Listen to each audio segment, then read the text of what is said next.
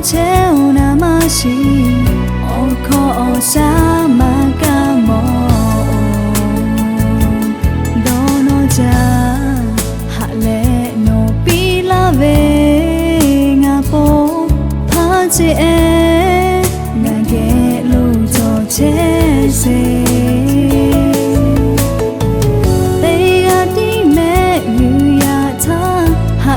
bela pamacho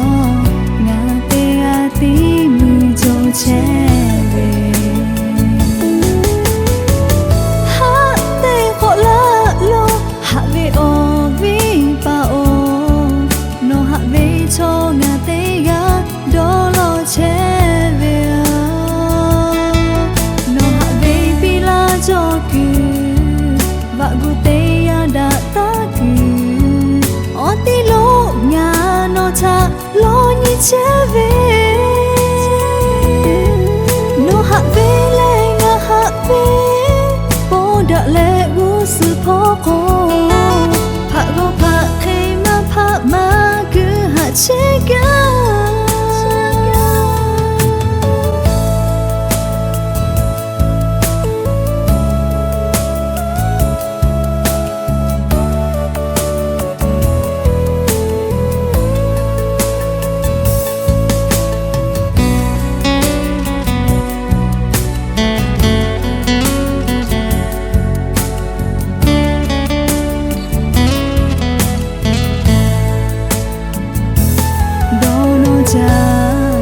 hale no pilave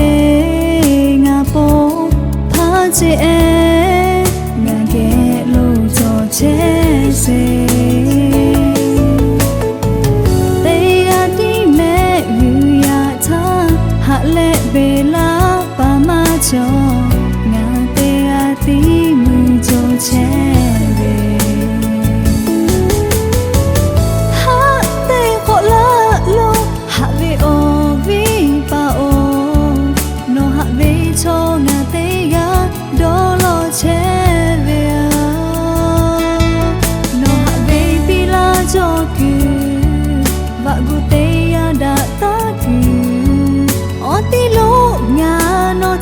lo ni cheve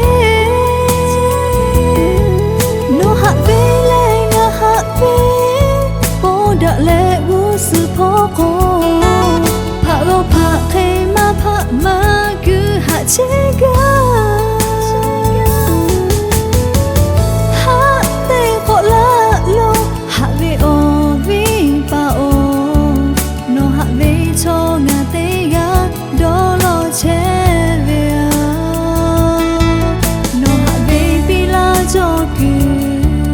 va gu te ya da ta ku o ti lo nga no cha lo ni cheve no ha ve le nga ha ve po da le gu su pho ko pha go pha khe ma gu ha che ga